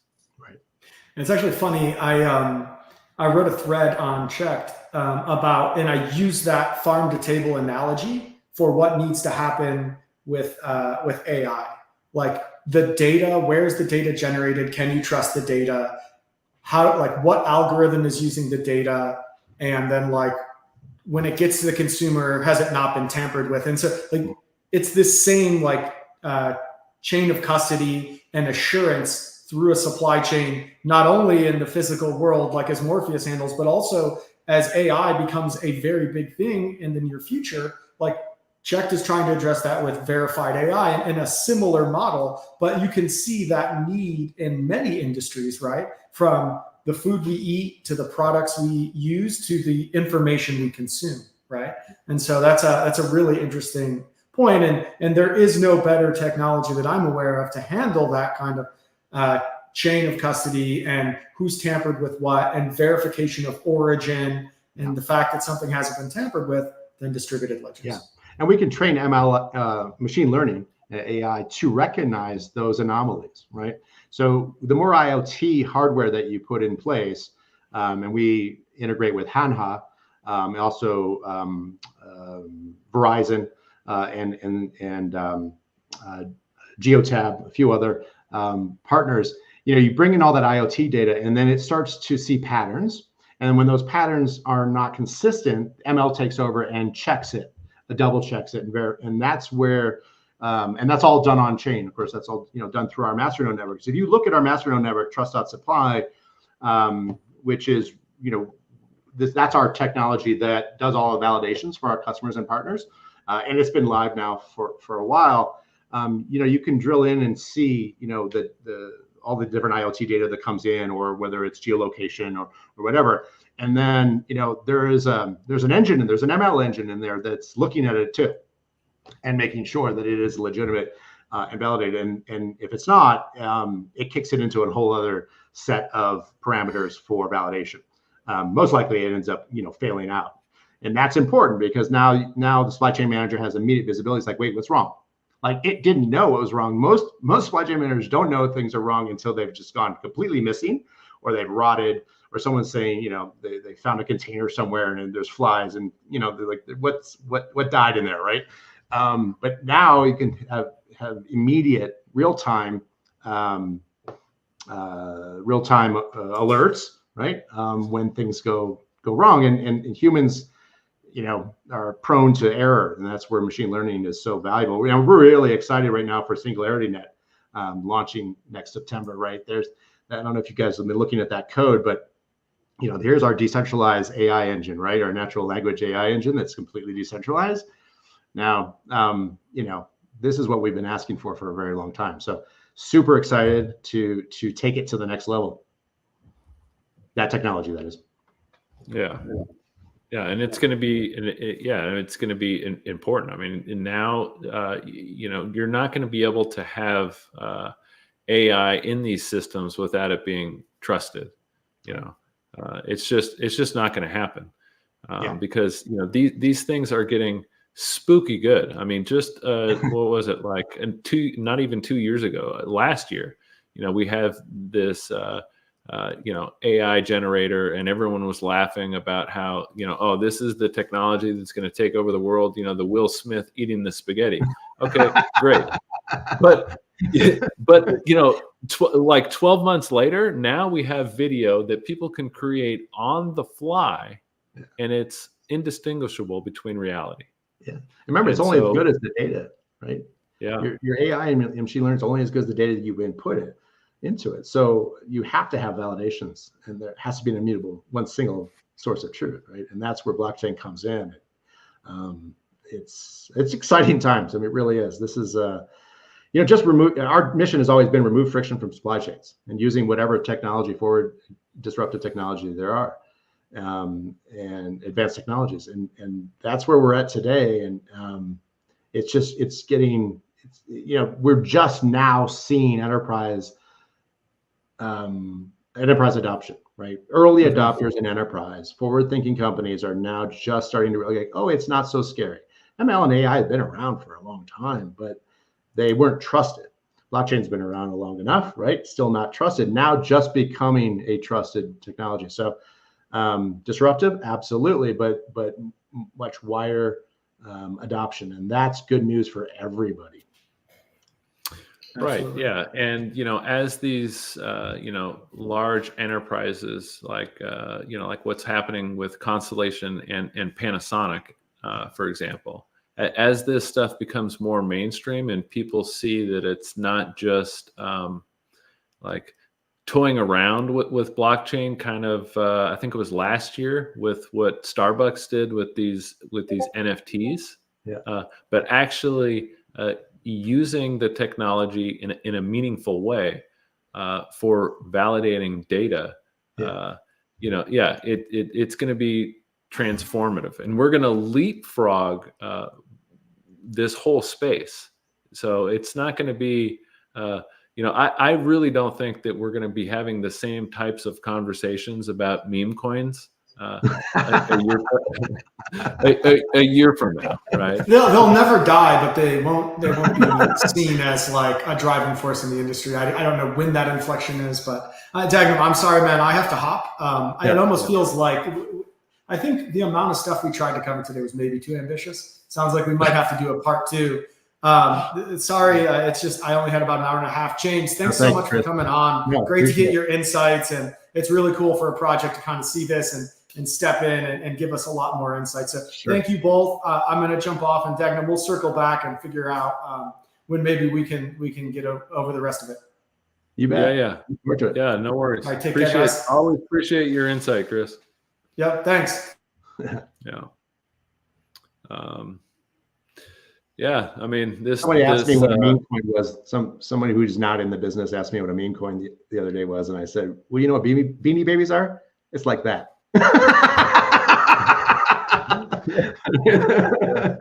Yeah, I mean that's true. I mean, and it's not that you can't have value with these things, and that's kind of what my goal of this space was, to sort of kind of navigate through the stuff to see where value is, because not a lot of people understand the market potential and where things are going.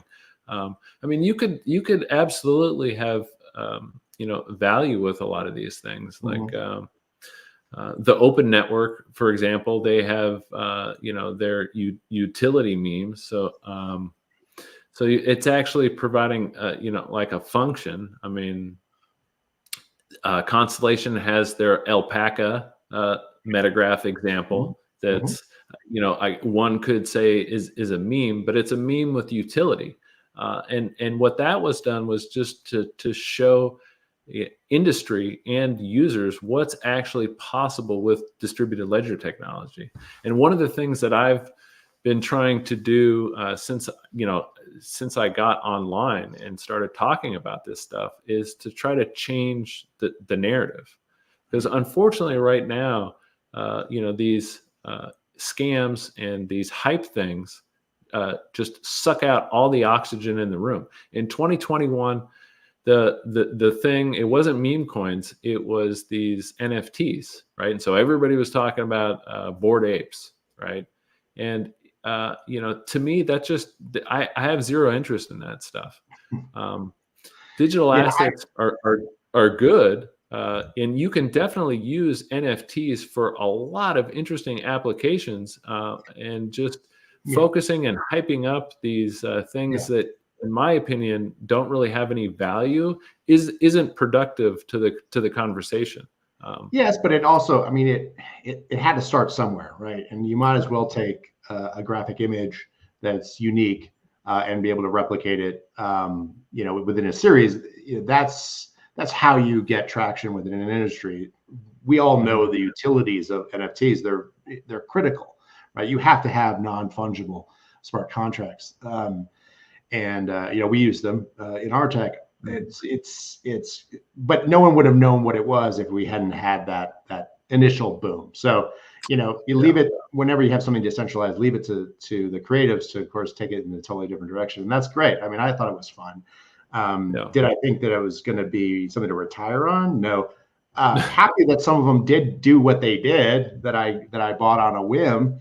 And it's kind of fun to watch the technologies get better and better as they mutate and get dogs. And, I get all kinds of now, I'm bullish on a couple of fun projects just because there's community engagement. Like, I can go on and build my bears out. I can arm them. I can put helmets on them, give them little swords, and then I can go and quest with them, right? And have games with my friends. And now we're in community. Now we're having fun, and there's nothing wrong with that. That's kind of, it's nerdy, but it's fun. But I guess, Yeah, but I mean, that's where it starts, right? And so you started out with, something silly like, a Bored Ape. And then what was it, like 2 or 3 weeks ago, you had Avalanche minting card titles with the California big. DMV. Yeah. Right. Yeah. And so, yeah, and that's really what I want to. That's what I'm hoping, is to just sort of change the conversation and get rid of this stigma that the whole entire industry is just filled with these scams and rug tokens. Kind of what happened to unfortunately McDonald's, right?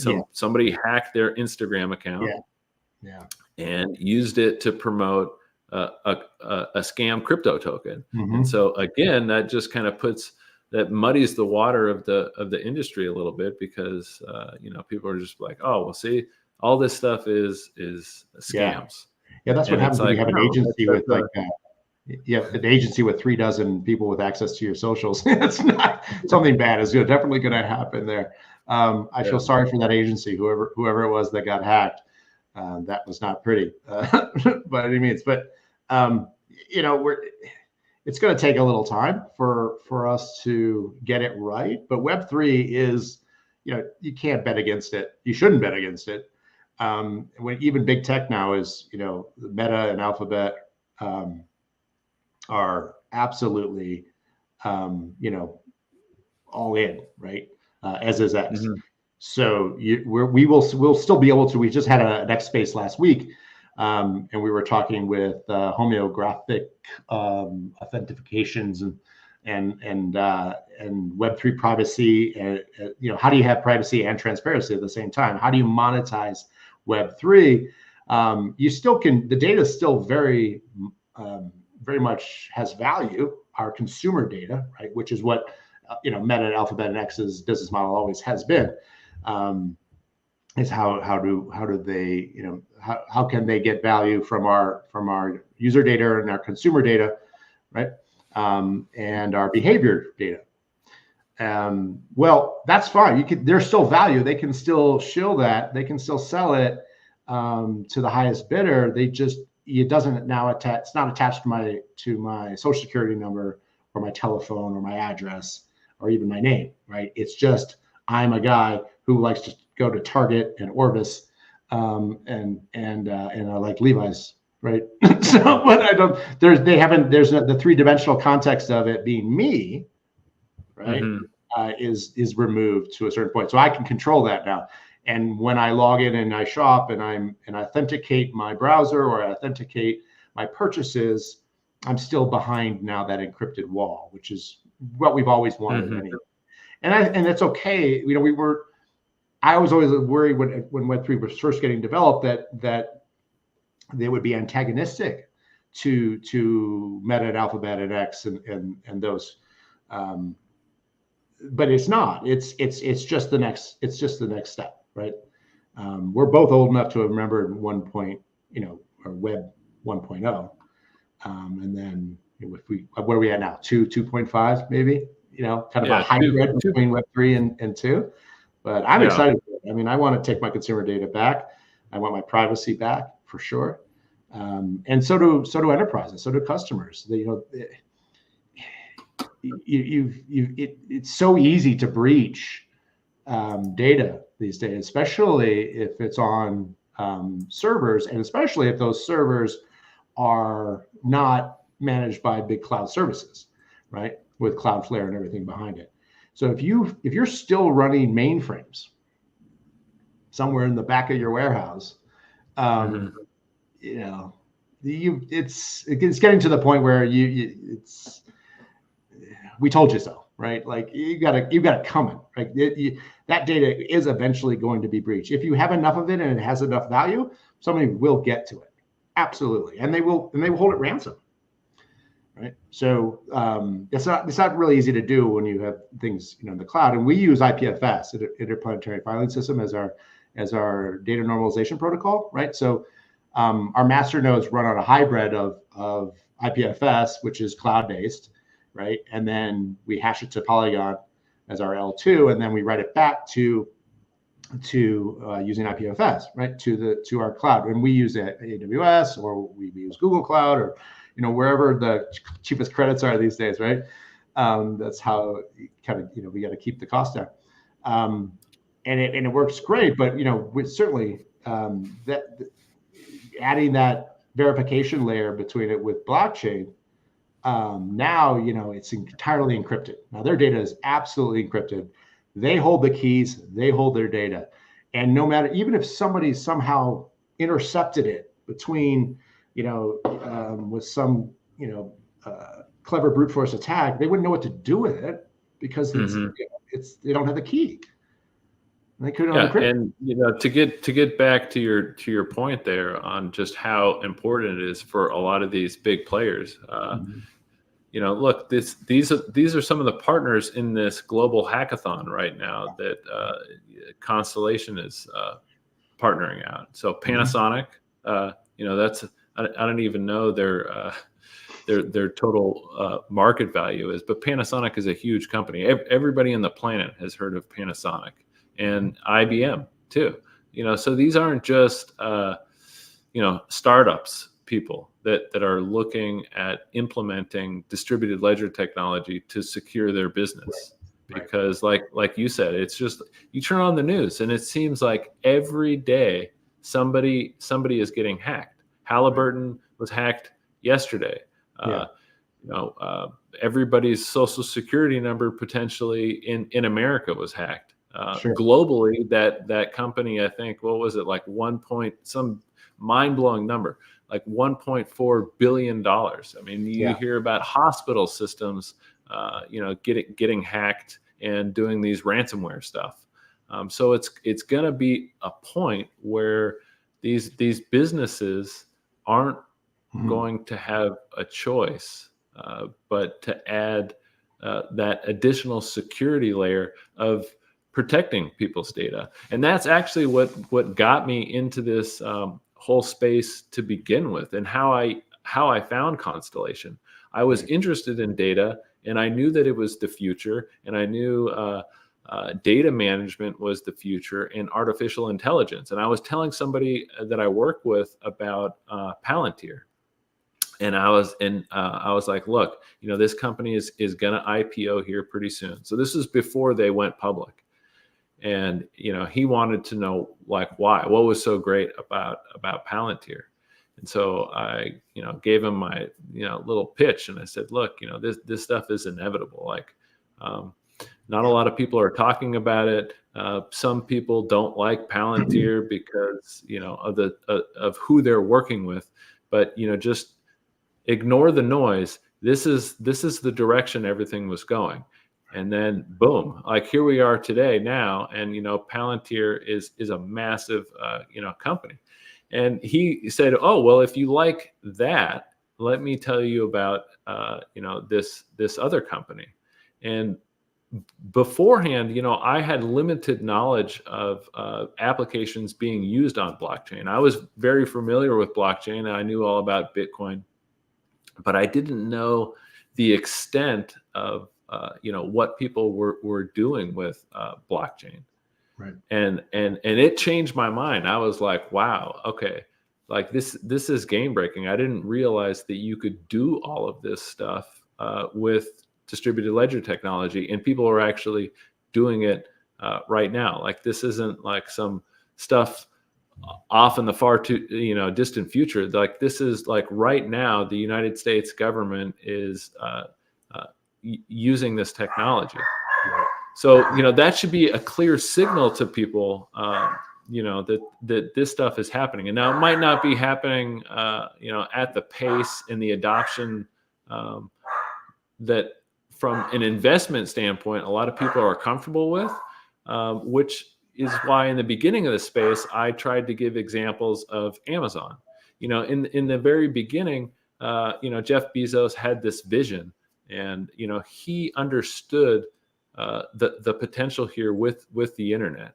And a lot of people laughed at him, and some people close to him actually tried to talk him out of it when Amazon wasn't very successful for a couple of years.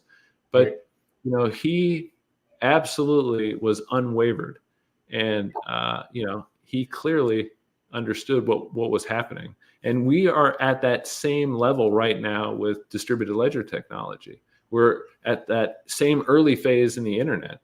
I'm old enough to remember pre-internet. I remember. How did we ever get along? Yeah, I remember growing up in the Bay Area when they laid the first fiber optic cables, and it was a big news, story. It's like, okay, so like right now, we're not going to be able to do anything with this, but in the future, Yeah. this is what it's gonna do. I could still hear my phone modem sound in my dreams. Like ding, ding, ding, ding. And that was when you're trying to connect. You're literally putting the phone down on the. Yeah, that's how old I am. But back to your, I don't want to derail your conversation. But what caught my attention, of course, is you have your hunch about what projects to look at based on their utility and the companies they're working with is spot on, right? I mean, that's really that separates the projects, right? When you've got projects who have government contracts, who are building technologies with large government agencies, whether that's defense or security, national security or intelligence, or just the USDA or the FDA, right? Those speaks volume about a project, and it means that we're moving in the right direction. I look at signals like the other day I saw that the Fed took all of the confiscated BTC from Silk Road and they put it in a Coinbase wallet, right? Well, that's not lost on me, right? Coinbase wallet, interesting.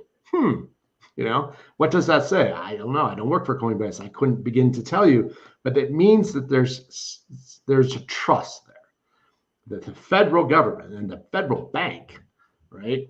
The U.S. Fed trust a Coinbase wallet and trust Coinbase and Base as a network, right? Mm-hmm. So that's a good hunch, right? When you look at things like that, that's a hunch. If a company like Secret is working with the U.S. intelligence community to streamline their interweb and their intercommunications and their cryptography, well, that's interesting, right? These are good hunches, and they're out there for anyone who is willing to look for them. You've got to just just do your research, right? And stay in the trades and look at the socials and see what's happening and see what they're saying and what they're saying when they're not saying, right? A lot of times, looking at things like the European blockchain, like I think is how Chris found us, which is the sandbox, the European sandbox, EU sandbox rather, for blockchain technologies. You look at those participants and then you start to dig in to see what, look at their media kits and see what they're doing and what they're, a lot of times they won't be able to tell you because NDAs and governments tend to be kind of prickly about that kind of thing. I can tell you it took us about 1.5 years to be able to announce that we were even working with Mongolia, let alone what we built for them. So it takes a little while and it may be frustrating for communities at times because they want to know what they want to know right away. They want to know what you're working on. They can see you're working on stuff. They can see the transactions. They can see the tens of millions of transactions that are happening on the network. What the hell are they? What are you doing for them? And so it's like that's the kind of intel that is helpful when you're determining which projects you want to be a part of. Yeah. And all you have to do is just start peeling back, the layers of the onion. And honestly, all it takes is just a couple of minutes. So like this little nugget that I found yesterday that people seem to eat up. I actually did this because somebody was replying to a comment about how essentially there's nothing really going on with Constellation and the government. And I said, right. Yeah, there is. You could just look up their government contracts. And I think the guy was trying to point out. That's so they had this. Yeah, it's all public knowledge. You can put up these contracts in any government finder, and then boom, I just found one that was renewed in May, and it's like it just takes a little bit of work. You just have to be willing to do the due diligence, if you will. To peel back the layers of the onion, because a lot of this information just isn't surface level. It's not front page news, right? It's not a secret, but just NFA, to be clear, not this is all NFA coming from me. Yeah. I am not, certainly not suggesting what people should do, but if you look on any of the government bid sites, especially for technologies, and the RFQs, RFPs that they put out, you can see who responds to them. You can see what the submissions are.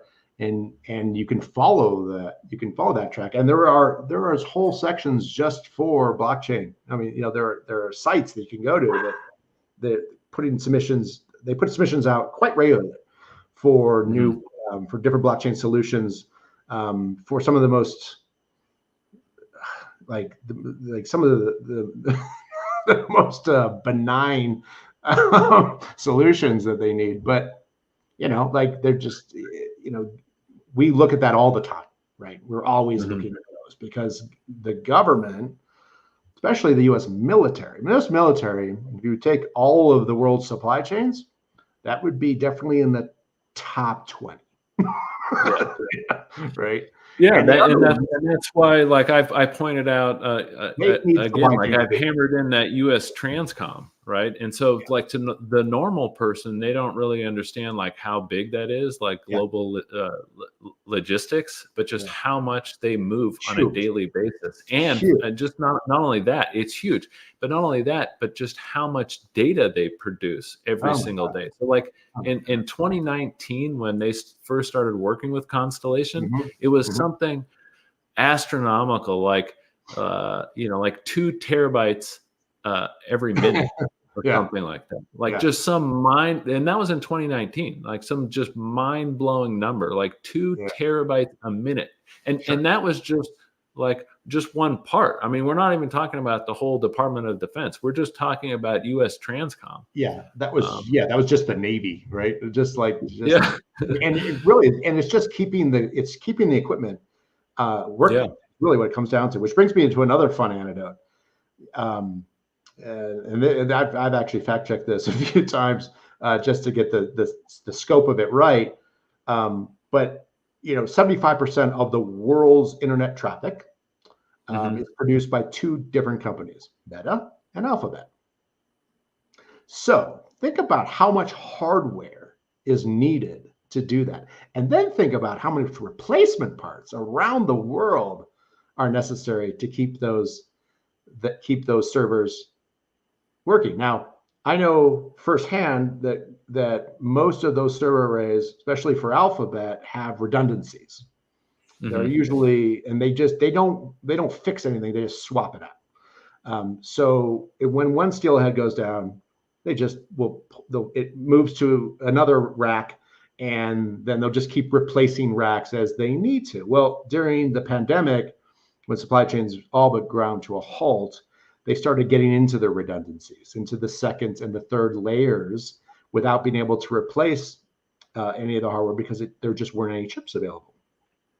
And that's just a known fact. And it spurned actually Alphabet to go and have to start their own production of hardware. They can no longer outsource it. Now they actually build their own because they have to keep up with it. Now, that's a supply chain. There are supply chains involved there to keep those server arrays going, to keep those chips on the boards, to keep those boards being shipped around the world to replace the steelhead when they burn out in the racks.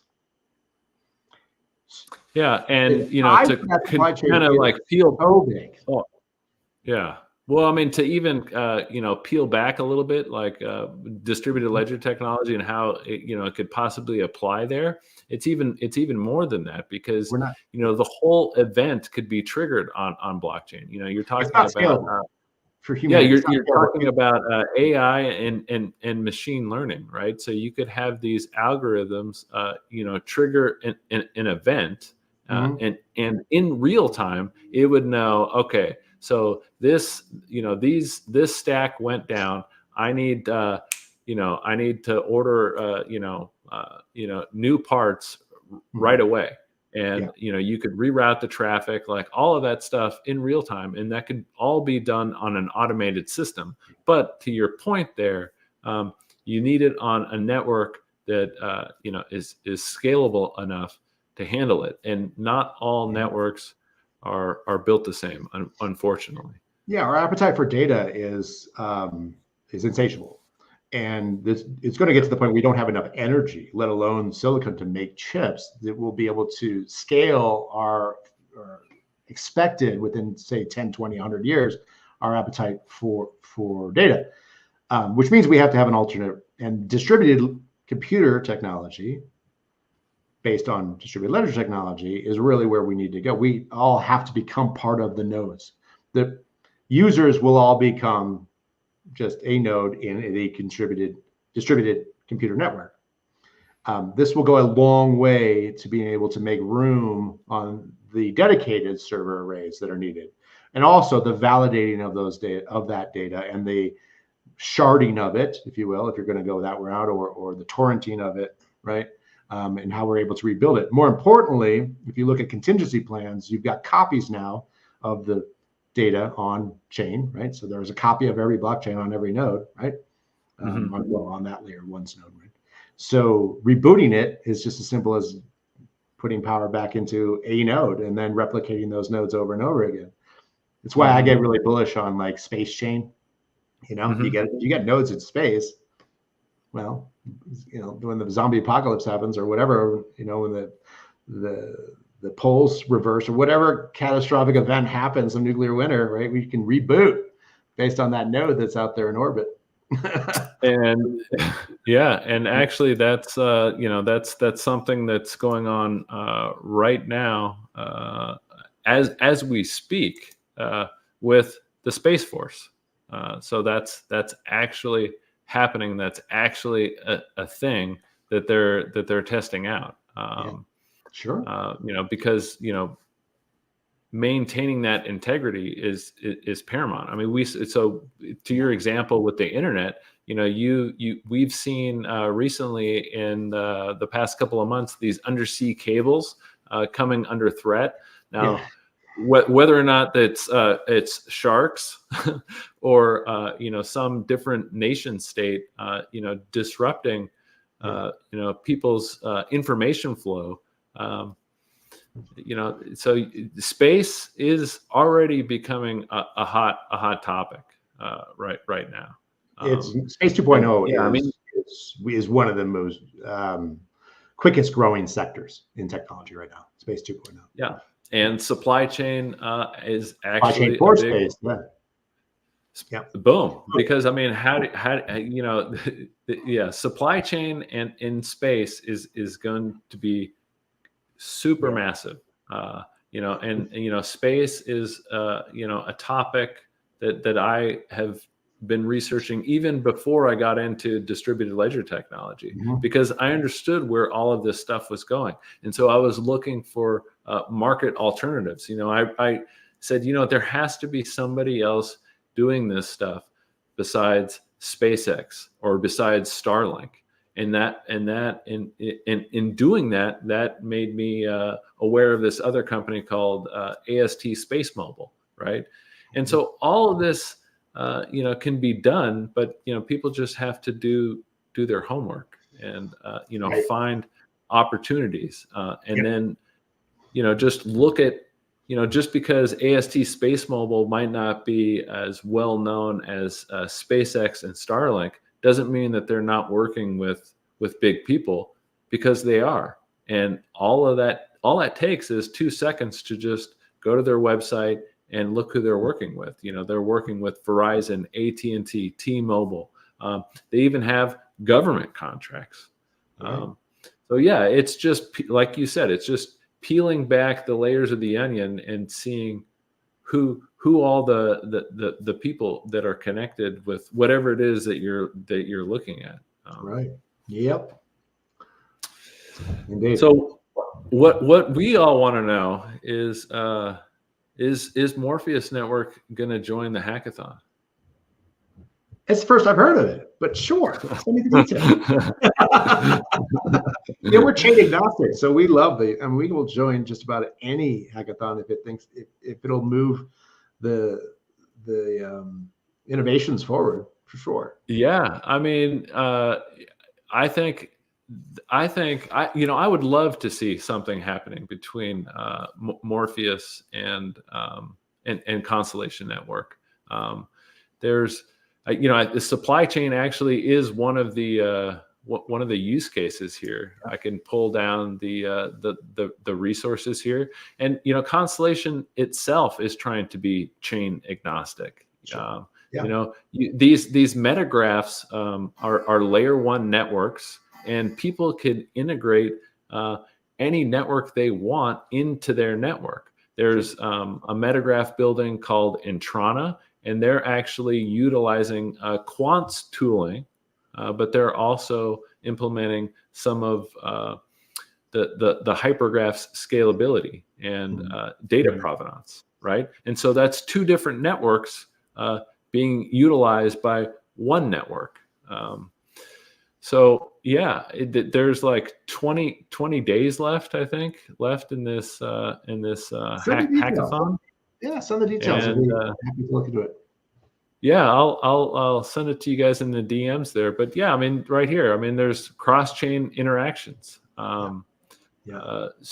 There's all different types of use cases that could be done. I mean, before you joined the space, Chris and I were sort of hashing out ideas of how somebody could implement Morpheus with the door technology, the DTM, tracking the shipment of whatever it is to your store, and then that triggering out this chain of events for all your users. We offer a free SDK for Trust.supply. So Trust.supply is our master node solution, ecosystem and solution.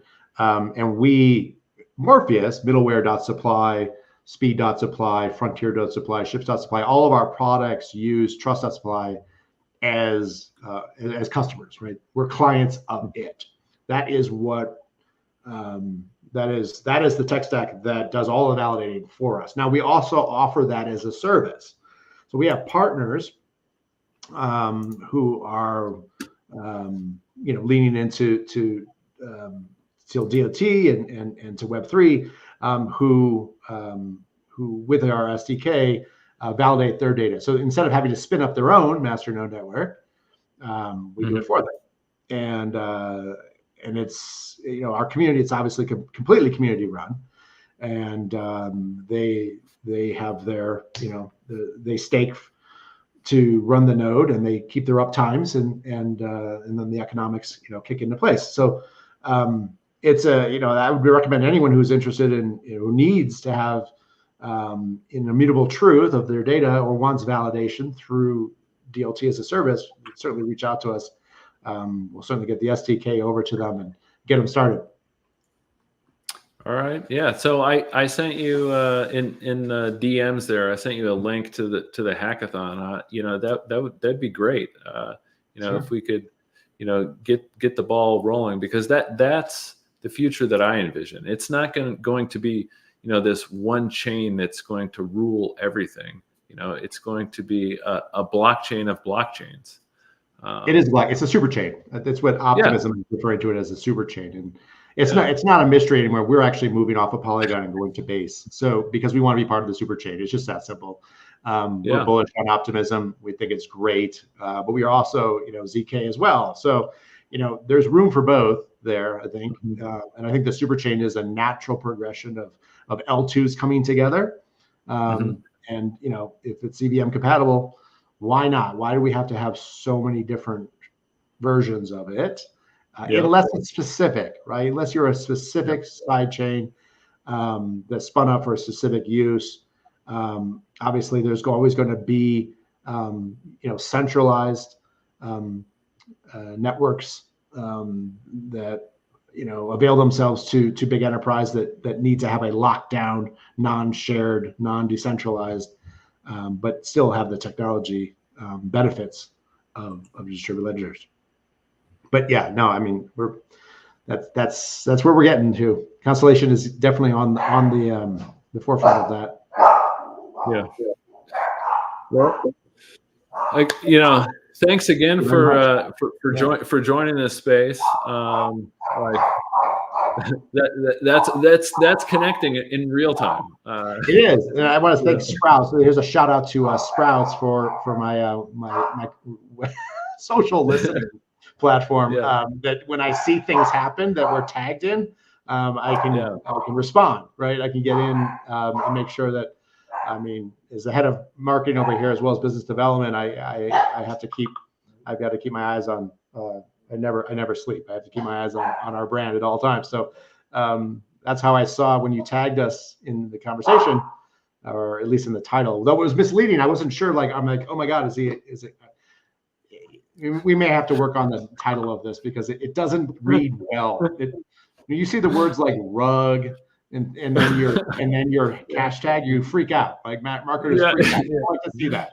It doesn't go well for our sentiment. So I was glad to see this was a positive sentiment that we're actually Well, I mean, so I was trying to play off of the Mick Rug with the